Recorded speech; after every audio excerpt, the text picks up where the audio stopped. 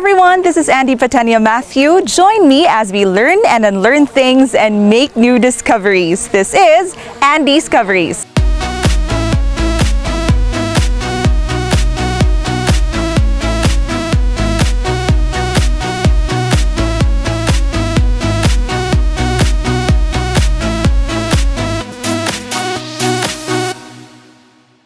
Today's episode is a discovery of the beauty of Cebu's highlands. Welcome to the FarmFork Fitness Circuit of the Department of Tourism here in Central Visayas.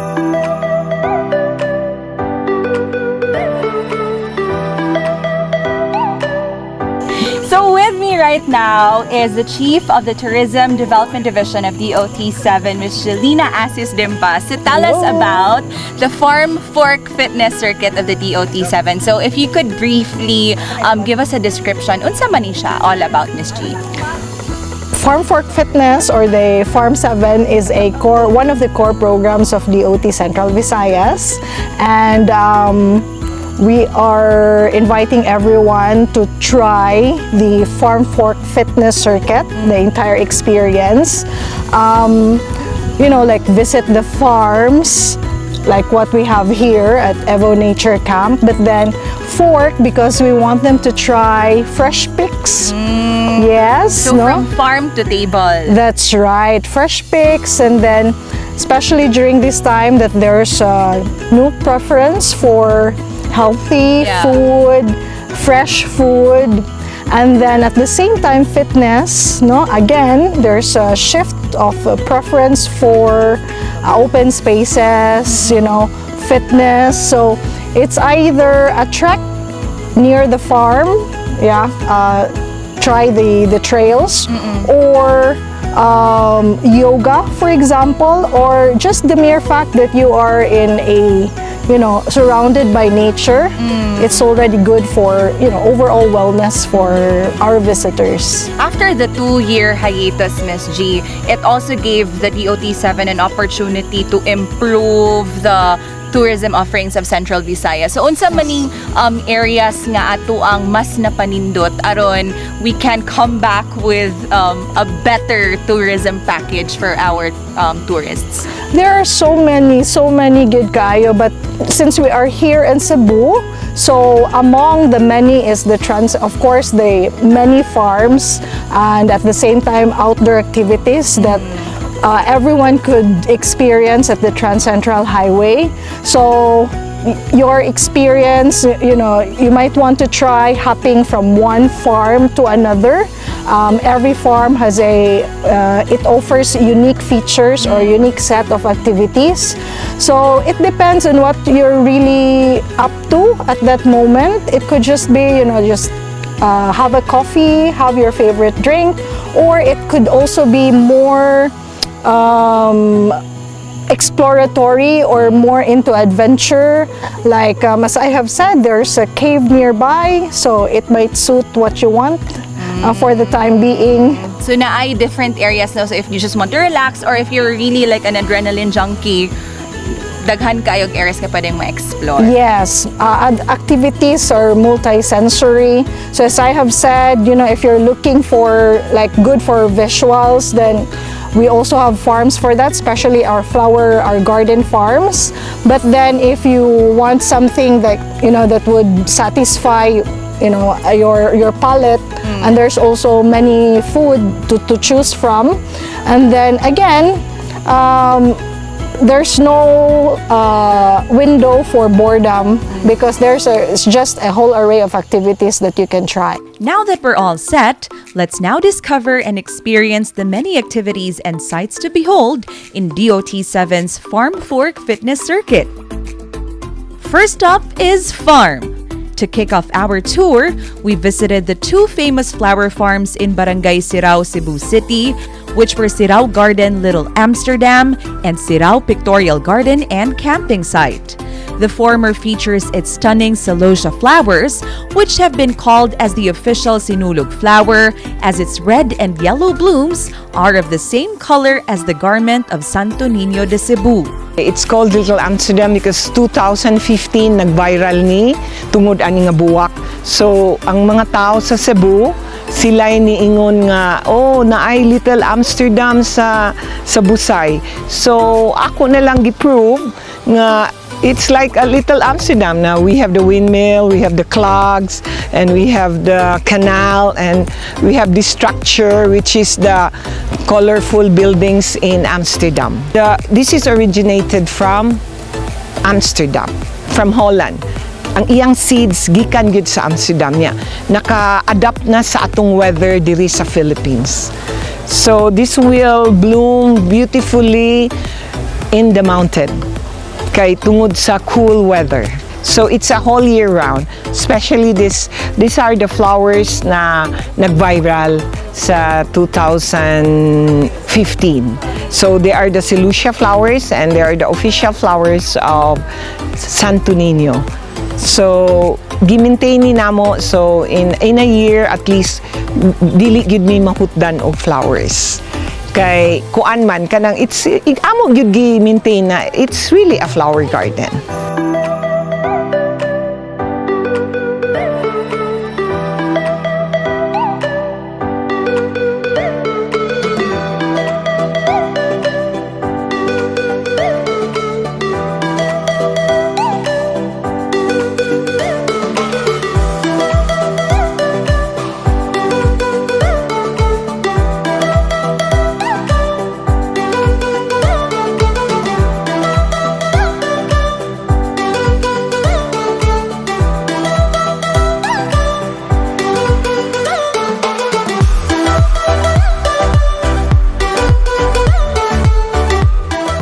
Sirang Pictorial Garden and Camping Site, on the other hand, has a swimming pool aside from its beautiful flower farm and picture-perfect spots.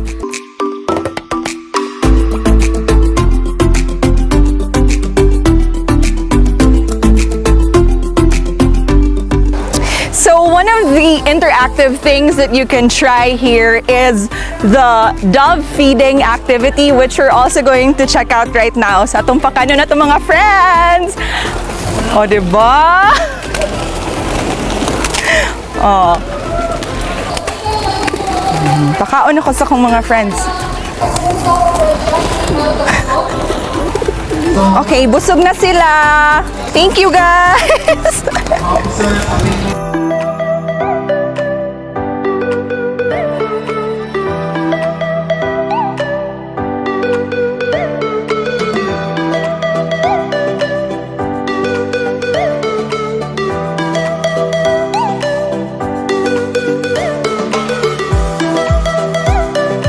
What's nice about these flower farms is how they've sparked livelihood around the area, helping members of the community to also earn from the influx of tourists. It's okay, you can do with the expert mo, ma. Bili na po kayo, ma. Nakatapang udak po. Ari na medyo rin magnabuhi. Salamat mi sa mga driver nga na ay magda sila guest diri nga para makapalit na mo. Makamali. Igikan sa entrance, nigawa sila, makapalit sila sa mga tinda. Ay saging, na sweet corn. Ay bahatin na ituro na ay sinubang saging, na sinubang mais. Nasa telinungkas. O sa tayo shake mo. Fresh yung shake natin. Hindi talaga powder. It's a real fruit. Real fruit. Yeah. I'm not joking. Another site that's a must-see is Evo Nature Camp in Barangay Gaas, Balamban, that stands out for its vibrant Crayola garden.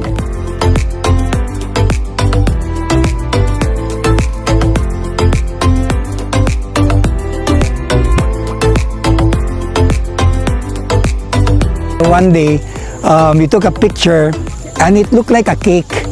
It looked like a cake, no, with layers on it when it was still plain. Later on, when my people added these features, one guy goes, you know, it's like yung crayon ba? So now we're just calling it Crayola Garden because of how colorful it is. Did you know that the camp actually opened 2 months before the pandemic? But instead of focusing on the difficulty of the situation, they took the 2-year pause as an opportunity to improve their facilities. So just when we were roaring, we were getting ready, to open the place, then the pandemic came in and we thought of giving jobs to our workers who didn't have work that time. So from a simple grill and a simple regular camping area, we thought of expanding just so to give jobs to our people. Yeah, since they remained hopeless, you know, they're good at planting crops, but there were no cars around. It was lockdowns. They couldn't sell their produce in the markets because all the markets were closed. So I'd say that this is a product of the pandemic. We enjoyed coming here. There wasn't much to do. So we thought of, hey, why don't we put a regular camping there? Why don't we try and experiment what they call glamping or glamorous camping? So we imported some tents, and later on, as the market started coming in, when tourism opened its doors again in Balamban town, and we felt that the market was accepting our product, so we thought of, hey, why don't we come up with a glamping area that's a little cheaper? So we came up with smaller tents, good for 4, non-air conditioned, while those who wanted something classier came up with what we call now a deluxe glamping areas, air conditioned with bigger tents and a bigger deck.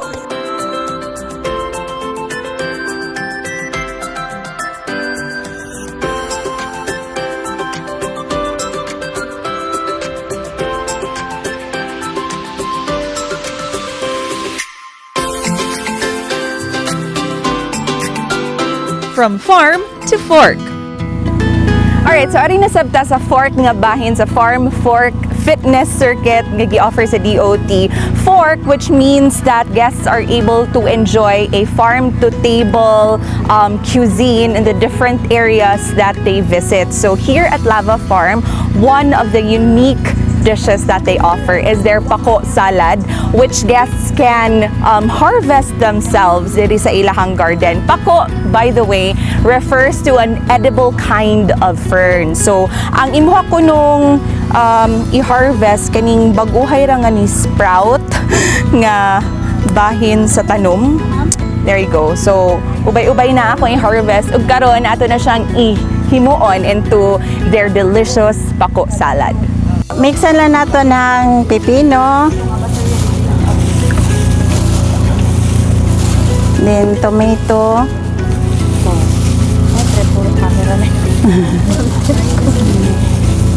mix na natin, then i-mix na lang nato ang kanang sauce niya na red bean vinegar, then water, and salt and sugar, and pepper, black pepper.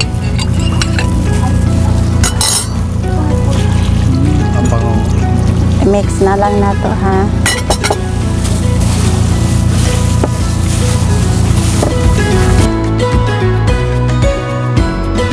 Pwede na ni siya kaonon.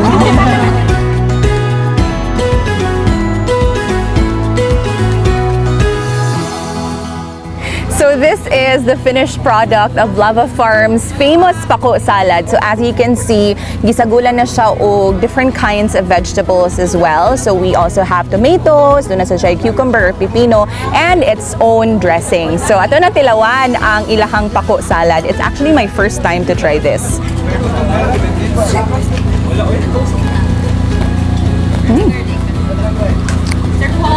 Lami sa siya. It has its distinct flavor compared to the traditional lettuce that we use in our usual salad. So if you are looking for a healthy and unique treat, then this is definitely a must try.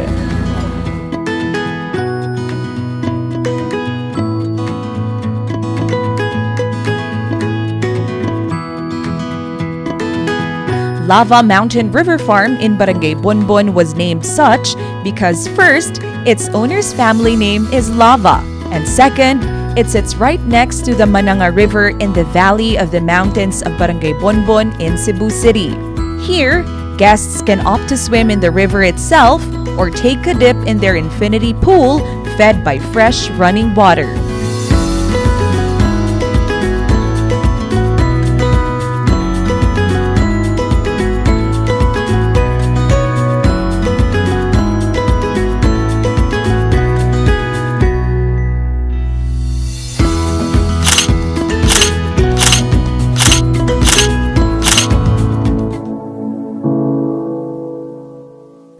Other agri-tourism farms that serve organic farm-to-table recipes,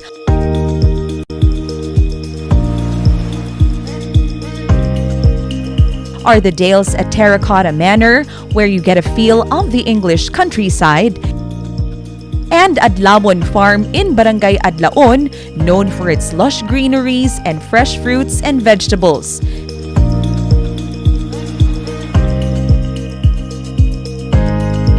And finally, our last F, fitness. So we are here in Canirag in Barangay Malubog, Cebu City. This is part of the fitness area of the FarmFork Fitness Circuit of DOT7. So this is actually a trail for beginners such as myself.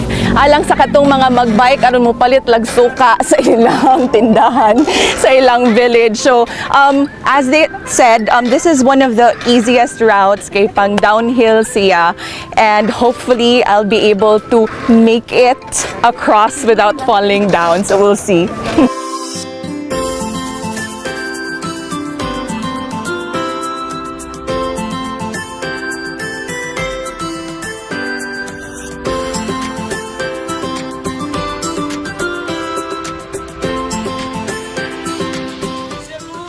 For beginners, the trail can be a bit challenging because some parts of the terrain were rocky and muddy, which is why, as for myself, Guys, sanawar ako yung kahimtang guys. Naglapok-lapok lagi.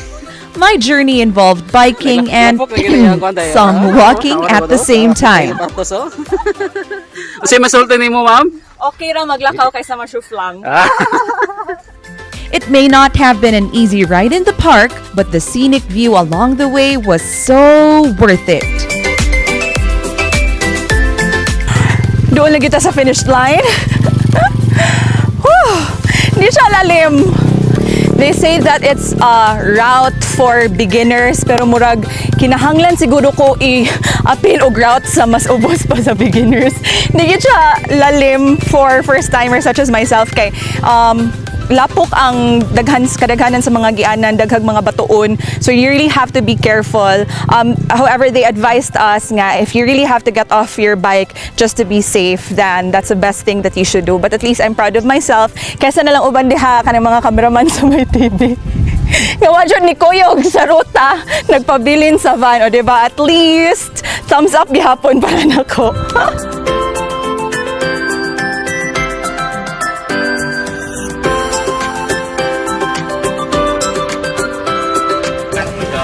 Ato pangutan na to mga friends. Dire, kamusta lang experience, guys? How's the experience so far? Wow! Solid! We wanted to have this adventure in Cebu. This is the right place for you. Another fitness activity that we got to try was Filipino Martial Arts or FMA by the award-winning members of Lapu-Lapu's Arnis de Abanico. Outside diagonal strike, right thumb forward, opposite.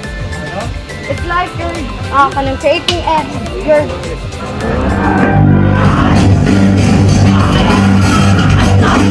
Lastly, Miss G, if there is any reminders that you'd like to tell our potential visitors, what are the do's and don'ts? And I know that aside from sustainable tourism, DOT is also emphasizing regenerative tourism. No? That's right. How would you encourage them to continue to not just enjoy, but at the same time protect bitaw our natural resources here in Cebu?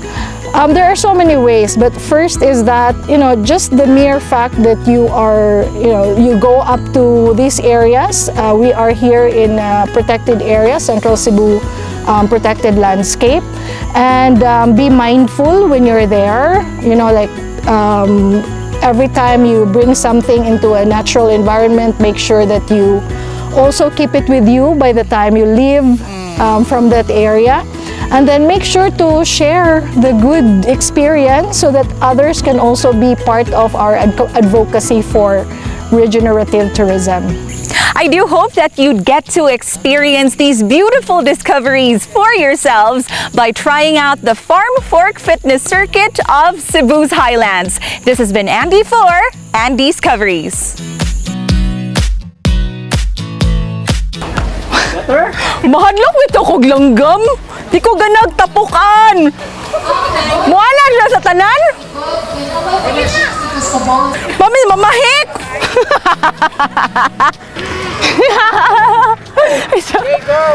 Ano lang pong sa okay kayo? Madlo kumulahos, di makakumulahos.